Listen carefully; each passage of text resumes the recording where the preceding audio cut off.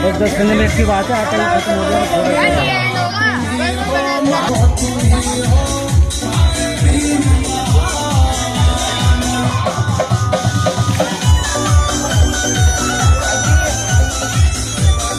अनेरा तस्य भगवतो अरहतो सम्मा सम्बुद्धस्य नमो तस्य भगवतो अरहतो सम्मा सम्बुद्धस्य नमो तस्य भगवतो अरहतो सम्मा सम्बुद्धस्य बुद्धं शरणं गच्छामि विद्यान्ति शरणं गच्छामि विद्यान्ति दुर्गं शरणं गच्छामि विद्यान्ति धम्मं शरणं गच्छामि विद्यान्ति संघं शरणं गच्छामि आदिन्दानारेमणि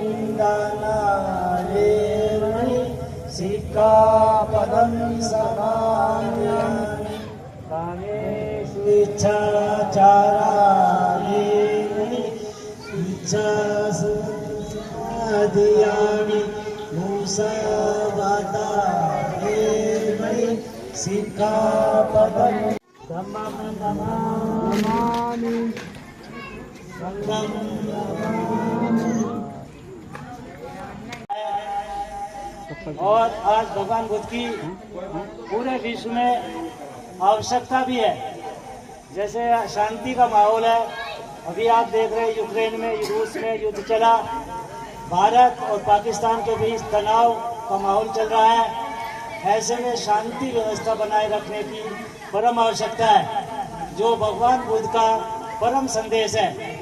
इसको मनाने के लिए हम आज सब यहाँ इकट्ठे हुए हैं, और जिस बच्चे को या बड़े को कोई प्रोग्राम में बोलना है वो हमें बता दें, वो यहाँ बोल सकते हैं।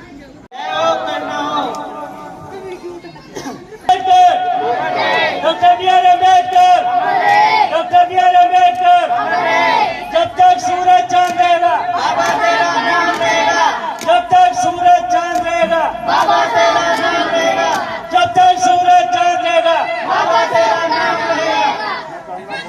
क्या पहचान? मानव मानव एक समान। पहचान मानव मानव एक समान।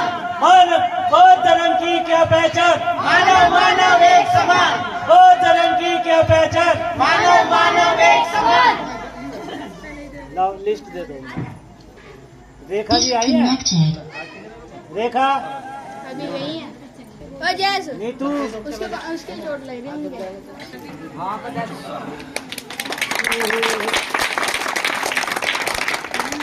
और हमें उम्मीद है ये हर साल दिन प्रतिदिन हमारा ऐसे हौसला बढ़ाते रहेंगे।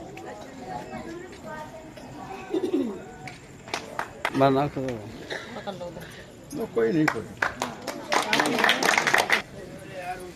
आगे ये तो बहुत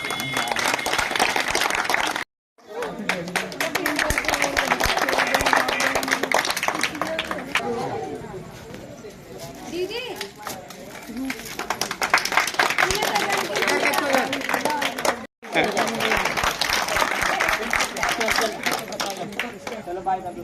लो हाँ, वो इधर हो जाएंगे तो आप इधर हो जाओ।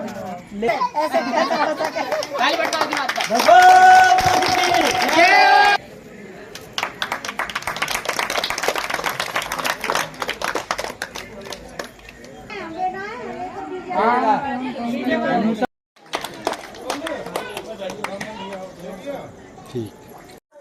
बालक सिद्धार्थ में अहिंसा की भावना कूट कूट कर भरी थी। इसका उदाहरण हमें कहानी में मिलता है। एक बार की बात है, सिद्धार्थ के बड़े भाई देवव्रत ने तीर से एक पक्षी को घायल कर दिया। सिद्धार्थ ने पक्षी को घायल देखकर तुरंत उसको पानी पिलाया और जख्म ठीक किए। इतने में ही बड़ा भाई देवव्रत आता है और कहता है, यह मेरा शिकार है, इस पक्षी को मुझे दे दो। सिद्धार्थ ने कहा, मैंने इसकी जान बचाई है, इस पर मेरा अधिकार है। दोनों के बीच विवाद होने पर राजा के पास गए। राजा ने भी यह फैसला सुनाया कि मारने वाले से बचाने वाला बड़ा होता है। इसलिए इस पर अधिकार सिद्धार्थ का है और देवदत्त अपना मुंह लटकाकर चला गया। यह भी नवोदय। ये क्या नाम है आपका?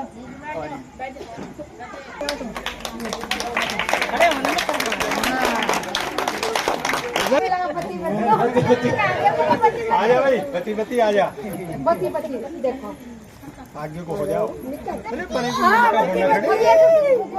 ध्यान हो ना, देख रहे।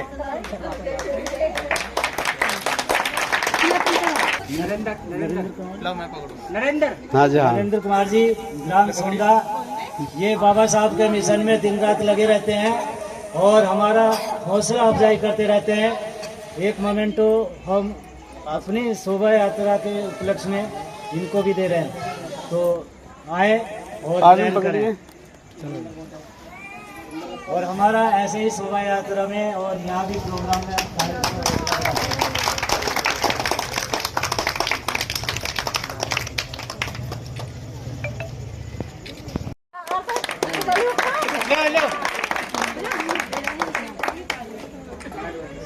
गौतम बुद्ध का जन्म 1563 ईसा पूर्व लुम्बिनी नेपाल में हुआ था। उनका बचपन का नाम सिद्धार्थ था। उनकी माता का नाम महामाया था। उनके पिता का नाम सुधोधन था, जो शाक्य वंश के राजा थे। उन्होंने 29 वर्ष की आयु में अपने परिवार और राज्य को त्याग दिया था और ज्ञान की खोज में चले गए।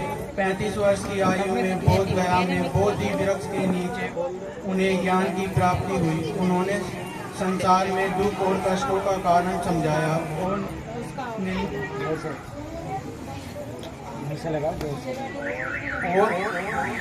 निर्वाण के मार्ग की खोज की। ज्ञान प्राप्ति के बाद उन्होंने अपने अज्ञान को दूसरे तक पहुंचाने का कार्य किया। 80 वर्ष की आयु में कुशीनगर में उनको निर्वाण प्राप्त हुआ था। एक बार की बात है, किसी महिला के बच्चे की मृत्यु हो जाती है और उसे संज्ञा पीड़ा होती है। वह काफी विलाप करती है। उसे दुख कम नहीं होता है। उसे पता लगता है कि गौतम बुद्ध उसकी पीड़ा कम कर सकते हैं, तो वह अपने बच्चे को लेकर उनके पास जाती है और रोते हुए अपने बच्चे को जीवित करने को कहती है। भगवान बुद्ध कहते हैं, ठीक है, मैं जीवित कर दूंगा, किंतु आप किसी भी ऐसे घर से 5 सरसों के दाने ले आओ जिस घर में एक भी मृत्यु ना हुई हो। वह महिला रोते हुए घर घर, गली गली, गांव गांव घूम कर एक भी घर ऐसा नहीं मिला जहां एक भी मृत्यु ना हुई हो। वह भगवान बुद्ध के चरणों में लेट गई। उसे ज्ञान हो गया कि मृत्यु अटल है, जिसका जन्म हुआ है उसकी मृत्यु निश्चित है। जय भीम, नमोबुद्धाय। और ना ही ऐसे कीजिए। अभी ऐसे बोल दो कि हमारी देख लो हेलो, अभी ये बटन नहीं जा रहा।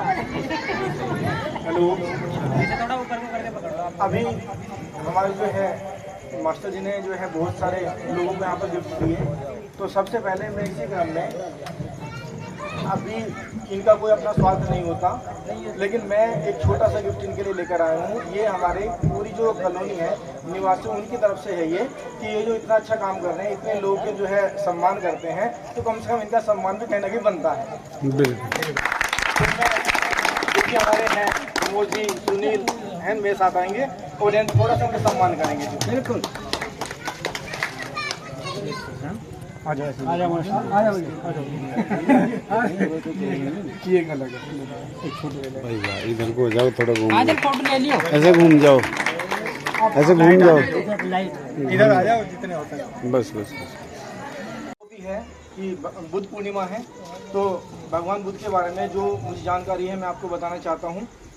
इस पूरी कॉलोनी में इससे पहले भी जैसे भंडारे वगैरह कहीं होते हैं, आज बहुत सारे भंडारे हुए हैं, तो जो कॉलोनी निवासी है वो जो है खाने के लिए कहीं और जाते हैं। हम भी जितने भी हैं सभी कहीं कहीं जाते थे, ये झूठ नहीं है बिल्कुल भी।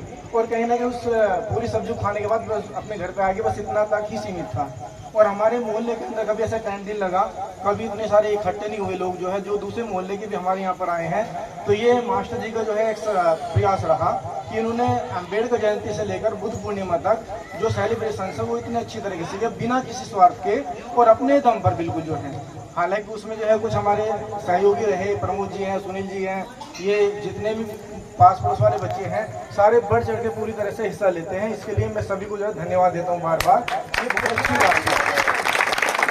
और नाम तो खैर ये है कि नाम तो खैर सभी ने जो मैं देखता हूँ कि दोपहर का समय हो या सुबह से ही जो है किसी न किसी काम में लगे हुए हैं। तो आज जो है बुद्ध पूर्णिमा के लिए मैं थोड़े से अपने विचार जो है आपके सामने बता रहा हूँ। ये साथ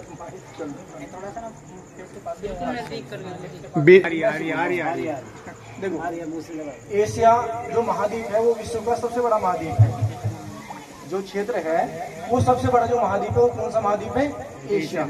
और हमारा भारत देश जो है वो इसी एशिया का ही एक देश है। और उस भारत देश के अंदर एक जो हमारा पड़ोसी देश है नेपाल, हालांकि वो भारत का पहला एक हिस्सा रहा, उसके अंदर महात्मा बुद्ध का जन्म हुआ।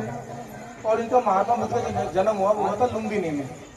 और इनके जो पापा थे उनका नाम था शुद्धोधन, और वो जो है कपिलवस्तु के राजा थे। तो उस दौरान ये प्रथा रही कि जो पहला जो बच्चा हुआ वो जो है उसके मायके में होगा। तो जो इनकी मम्मी थी जिनका नाम महामाया था, वो जैसे ही रास्ते में रथ के द्वारा लोग जा रहे थे जो है पूरी सवारी के साथ में, तो रास्ते में लुम्बिनी नामक जो है एक जगह रही। और वहाँ पर जो है अशोक का मतलब बहुत बड़ा सा जो है बाग था, और वहाँ पर ही उनकी जो डिलीवरी हुई, वहाँ पर जो है गौतम बुद्ध ने जन्म लिया। और इनकी बचपन की कहानी आपने सभी ने जो है सुनी होगी कि हंस को मार दिया, वो देवदत्त ने जो उसे मारा और इन्होंने बचाया, और बाद में जो क्लेम किया वो हंस जो है वो इन्हीं को मिला। तो इनसे जन्म से संबंधित एक छोटी सी घटना ये है कि जब इनका जन्म हुआ था तो जन्म से पहले इनके पिता को बहुत अच्छे अच्छे सपने आए, और सपने डरावने आ रहे हैं। 7 दृश्य अलग अलग दिखाई दिए उन्हें। जैसे सपने में सबसे पहले उन्हें दिखाई दिया कि 10 बहुत बड़े बड़े हाथी हैं, और जब वो चल रहे हैं तो बहुत ज़्यादा आवाज़ कर रहे हैं। उसके बाद उन्हें दिखाई दिया 10 घोड़े हैं, 4 घोड़े हैं, और जो है गाड़ी में जो चल रहे हैं। फिर उसके बाद में उन्हें ड्रम दिखाई दिए। तो इस तरह बहुत सारे सपने उन्हें जब दिखाई दिए तो मन जो है वो डर रहा कि पता नहीं सपने क्या है, इनका मतलब क्या है। तो उन्होंने अगले दिन अपने राज्य में घोषणा करी कि कोई भी संत ऐसा हो कि जो मुझे इसका मीनिंग बता दे सपनों का, तो मैं उसे बड़ा इनाम दूँ।